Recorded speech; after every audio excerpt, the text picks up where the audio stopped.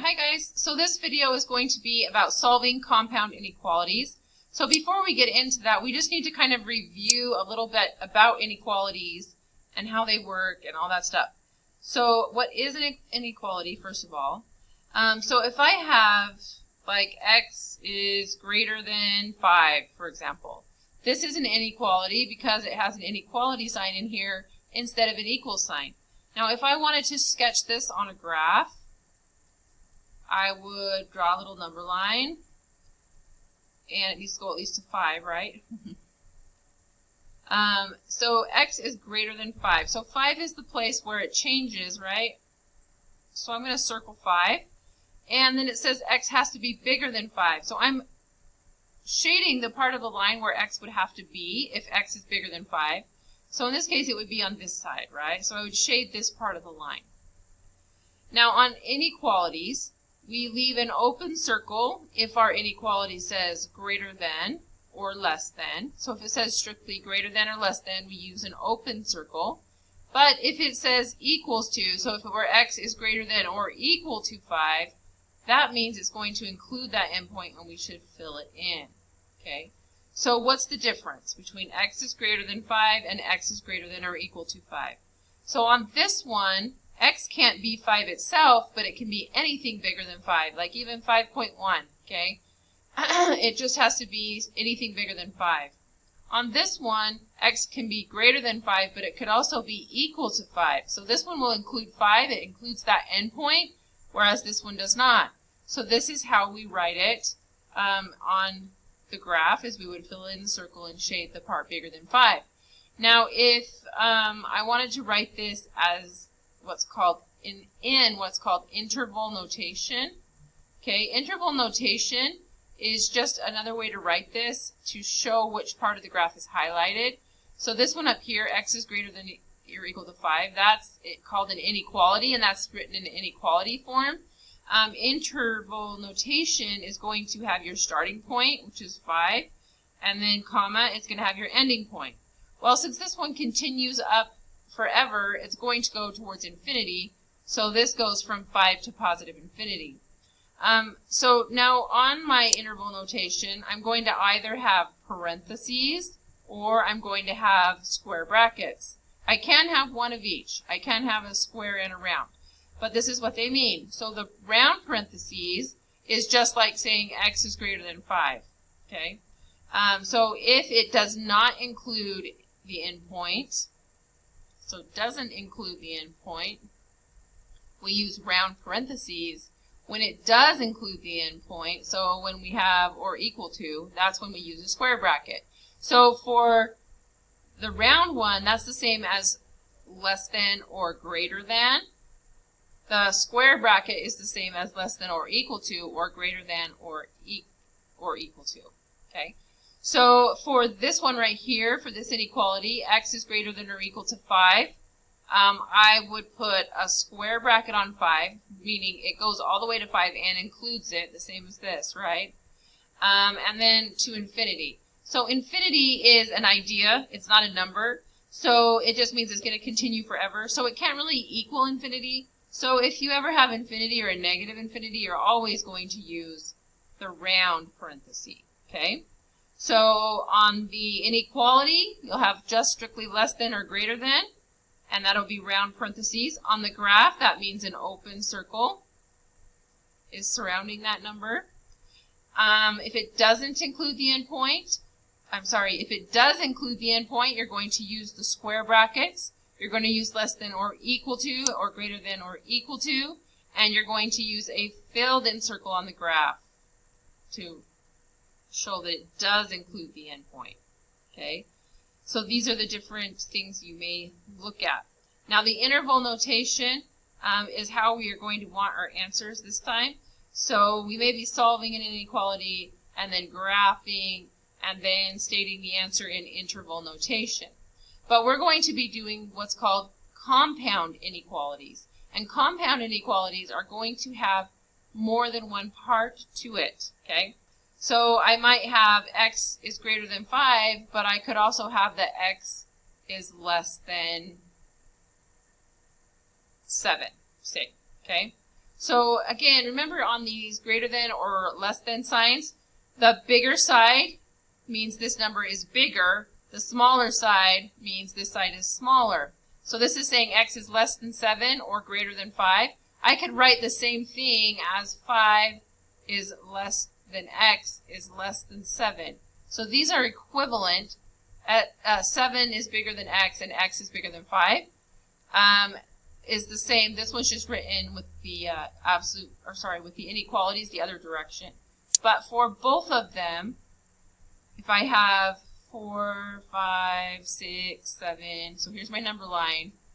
5 and 7 would both be circled because those are my endpoints. I would circle them with open circles because there's no equals to here. It doesn't include 5 and 7. It's just everything right up to it. And then because x is smaller than 7, that's this side, and x is bigger than 5, that's this side, that would be the overlap. So a compound inequality has more than one endpoint, or sometimes it can be two different ends. So it could look something like this, where we have two ends highlighted and not the middle. Okay? So let's talk about that a little bit. So this one right here is the overlap. X is less than 7 but greater than 5. So that's the overlap between 7 and 5. X is greater than 5, but I'm not going to keep going this way because I also have this other stipulation that x is less than 7. So this right here, if I have that middle piece done, we think of this as and. So x is greater than 5 and it's less than 7, right? If I have two ends that are highlighted and the middle's not, this is an or situation, okay? So x is, I might say this is 3 and this is 9 or something. So this would be x is less than 3 and, no or, x is greater than 9, okay? So in that case, if it's two ends, I wouldn't usually write that as one inequality. I would usually write it as two. This one could also be written as an and, like 5 is less than x and x is less than 7, okay? So these are two different ways to write the same thing. If it's an or, generally we leave it as two separate little inequalities. X is less than 3 or x is greater than 9, okay? So this and or thing, it can be a little bit confusing sometimes. Let's think about it like this. If I have a pink square, I have a square in the center that is pink but also has purple. So it's two colors, it's pink and purple. And then I have a third square that's just purple. Okay. If I want a square that is pink and purple, okay, that's going to be that one, right? That one's pink and purple. That's where they overlap. It has both inputted into it, right? If I wanted to say, or if I said I would like a pink square or a purple square, then I'm looking at these two that are totally separate from one another, but as long as my square is pink or purple, it will fit the bill. That's going to include both of those, right, and not that one. So that's kind of an abstract way to look at it, but that's the difference between and or in an inequality. And is going to be like where they overlap, or is going to be they're two separate parts, okay? So let's go ahead with all that information and let's look at some examples and see what we can do with them, okay? All right, so here we have solve each compound inequality, and remember compound just means there's more than one thing happening here. So in this case I have one inequality, but it has two separate ends here, meaning like it has two inequality symbols in here, right? So we're talking about both sides of B. That's why it's a compound inequality. And we're going to graph its solution just means we're going to highlight the part of the number line that B would represent. And we're going to express the solution set in interval notation. Okay? So let's go ahead and try this. Give me 1 second. I need to get my marker back up here. Okay. So first, we're going to just look at the equation itself. When you're solving an inequality, you can treat it exactly the same as if you were solving an equality, so if it had an equal sign here, right? But because there are 3 parts here to my equation, instead of like when I have an equation with an equal sign in it, there's 2 sides. This one actually has 3 different parts. But anything I do to one part, I have to do to all 3 to keep the inequality true, okay? So I just solve as I normally would. I want to get B all by itself, so I'm going to undo the things that are happening to B, but I have to make sure I do that to all 3 parts of the equation. The only other difference between solving an inequality and solving an equality, or just like solving an equation, is that anytime I multiply or divide any part of this, or like, I guess you do it to every part. So when I multiply or divide each part of this by a negative number, I have to flip my inequalities around to keep things correct, okay? So in this case right here, I have b times negative 4, and I need to undo that by dividing by negative 4. If I divide this part by negative 4, I have to divide this part by negative 4 and this part, okay? And because that's a negative 4 instead of a positive 4, these inequalities also have to flip around. So this would give me negative 10 is less than b is less than negative 32 divided by negative 4, which is 8. Okay? So b is less than 8 and is also greater than negative 10. Again, anything that you do to one piece of the inequality, you have to do to all the pieces. And if I multiply or divide by a negative number, the inequalities have to flip the opposite direction. So that only happens if I multiply or divide by a negative. Otherwise, they would just stay the same. Okay? So now that I have my inequality, I can go ahead and graph it. So negative 10 is one of my endpoints, so I'm going to circle it. I know I'm going to circle it with an open circle because this just says less than. It doesn't say less than or equal to. If it had an or equal to, then I would want to fill that circle in. I'm going to do the same thing with 8. So I'm going to circle 8, and it's going to be an open circle because there's no equal sign here. And I know b has to be smaller than 8, so smaller than 8 is this side, right? And b has to be bigger than negative 10. Bigger than negative 10 is this side. So basically I would be filling in, wow, can't draw a straight line. I would be filling in between these 2 points. Okay, so this is the part of the graph that would be shaded. If I wanted to put this in interval notation, I simply put one endpoint, the left endpoint, first, always left first and then right. I would put negative 10, comma, and then I would put 8. And then I need to decide, do I need round parentheses or square brackets, or sometimes one of each. But because both of my inequalities here have no equal sign, I'm going to use round parentheses. So my interval goes from negative 10 to 8. This is called interval notation. Okay, so let's go ahead and try another one. If you want to, you can pause the video and try one on your own. But since this one looks a little different, let's talk about it. So we have and now in the middle. We have a plus 8 is greater than 5, and a over 4 is less than or equal to 0. If you're given your inequalities in 2 separate inequalities like this, just solve them each individually.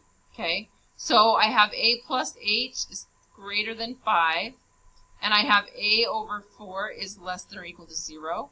I do have an and in the middle, but I'm going to just kind of look at one at a time. So over here, if I want a by itself, I need to undo plus 8 by subtracting 8. So that gives me a is greater than negative 3. On this side, if I want to get rid of divided by 4, I would have to times 4. So I would have a is less than or equal to 0, because 0 times 4 is 0. Okay, so on this one, I have a is greater than negative 3. So on my graph, I'm going to circle negative 3. I'm going to leave it as an open circle again because there's no equal sign here. And this is saying a has to be bigger than negative 3. So the bigger side from negative 3 would go this way, right? But I also need to think about a is less than or equal to 0 because it has to be both, because we have an and in here. It has to be both bigger than negative 3 and less than or equal to 0. So I'm going to circle 0. I'm going to fill that one in because it says or equal to 0, so it can't include that. And then it says a is smaller right? The smaller end is by A and the bigger end is by 0, which means A has to be smaller than 0, which means it's going to go this way, okay? And again, I only want the overlap. I don't want, even though it says that A is less than or equal to 0, I don't want to include all these because I had this other and stipulating that A also has to be greater than 3. So it would just be this part in the middle. The interval notation for that would be -3 with a round parenthesis on the one side because that's an open circle, and 0 with a square bracket. Okay? So let's try another one. Okay, on this one, in order to get rid of divided by 6 on both sides, I would multiply by 6 on both sides. Actually, all three, right? And that one cancels. That would leave me with 0 times 6, which is 0, is less than or equal to x, is less than 6. So I circle my two endpoints, 0 and 6. I want an open circle on 6 because there's no equal sign. I want a closed circle on 0 because there is or equals to on that one. X has to be bigger than 0 and less than 6. Okay, so again, if it's a compound inequality that does not have an and or an or in the middle, it's all written as 1. It's the same as an and most of the time. I guess it could give me the endpoints. I don't think it will. All right, so what are our interval notation for this? 0 would have a square bracket because it's a filled-in circle, and that goes to 6 with a round parenthesis. Okay? Now, if you want to try this one on your own first, please do so, and then come back and see how you did. Since there's an or in the middle here, and it's not all written as 1, I will solve these separately. So on the first one, I'm going to multiply both sides by 5. So P is greater than -5 because -1 times 5 is -5. Or for my other side, I would add 1 to both sides, which would give me P is less than -8. Okay, so P is greater than -5. Here's -5. Again, an open circle because there's no equal sign. P is less than -8. So bigger than -5 would be on this side, right? This side is larger than -5. P is less than -8, so this side is less than -8. So this one is going to give me the endpoints here. Now to write this in interval notation, I start with the left and go to the right. I'm going to need 2. So the left here has an arrow, which means it's going to -infinity, and then it stops at -8. And then we have, it doesn't pick up again until -5 and then goes to +infinity. Okay. So I can either write or in here, or if you want to be really fancy, you could write it as a upside down U. That means an intersection. Whoops. Whoops, that one means and. Don't do that. Write it as a regular U. That one means or. Okay, it means this or this. So it's called a union. So we're unioning this one with this one. But I'm fine with you just keeping it as the same as that one, and then you will be fine. Okay? So let's just do a couple more examples here, and then I will sign off. But here's one where we have an and in the middle. So if I have an and in the middle, that means they're going to overlap in the middle, right? P minus 2 is less than or equal to 2, so I would add 2 to both sides of this one. So P is less than or equal to 4, and on this one I would divide by -3. Remember, if you divide by a negative, you've got to switch the direction of your inequality. So this would be P is greater than or equal to -10. And now I'm just graphing it by circling 4 with a filled-in circle, and -10 with a filled-in circle. And then think about my inequality. It says P is smaller than 4, so that would be this side, right? And P is bigger than -10, so that would be this side. So it's going to be this overlap in the middle. To write that in interval notation, I would just do -10, 4, both with square brackets, because they're both filled in circles. Okay? Let's just look through the examples and find one more, and then we'll sign off. Just find I want to find another one that's actually written as a compound inequality. Let's see if I can. Here we go. So we have negative 11 is less than or equal to 9b plus 7 is less than 43. So we want to get this b all by itself in the middle. So first thing I would do is subtract 7. Remember, it has to be subtracted from all three parts. So negative 18 is less than or equal to 9b is less than 46. Nope, 36. 43 minus 7. Now I need to get rid of times 9 by dividing all the parts by 9. So negative 2 is less than or equal to b is less than 4. So now I can go ahead and highlight negative 2. That one has an or equal, so I'm going to fill that one in. We have a 4, so I'm going to leave that one as an open circle. And then b has to be smaller than 4. Smaller than 4 is over here. And it has to be greater than or equal to negative 2, so that's over here. So it would be the middle piece here. And then my interval notation would go from negative 2 to 4. Okay, so that's it. If you have any questions, let me know. Email me, and I hope you have a great day. Bye.